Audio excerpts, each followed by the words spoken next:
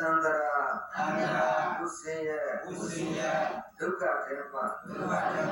ဆက်ရောက်ရမှန်ဒီနိဗ္ဗာန်ကိုဤတံတောင်းကြလျက်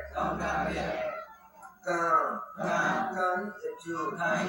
ရဏသုံးပါးတို့၏လုံးကိုယုံကြည်လျက်အမြတ်တို့အား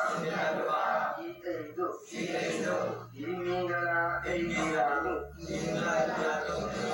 သင်္ကိတ်ပြီးတယ်ဘုရားနာစွာသောသောကဲ့ွယ်ဘောဇင်သူချင်းရတာအပြာပြာတိတကွလူဝဲမှုထုစုစုတို့ကိုမတွေ့ရပဲကောင်းကျိုးချမ်းသာပြည့်တည်မင်္ဂလာအပြာပြာတုတိတာ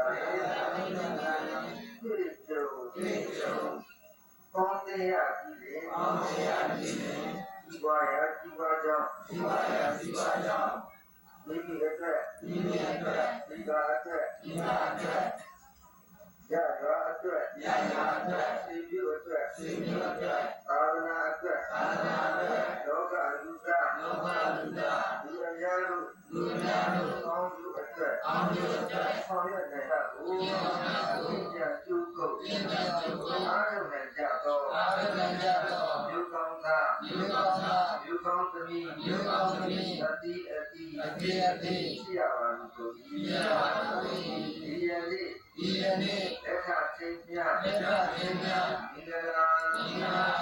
ကတော့ဘာကိုကျေးဇူးသူကြည်မားကြသော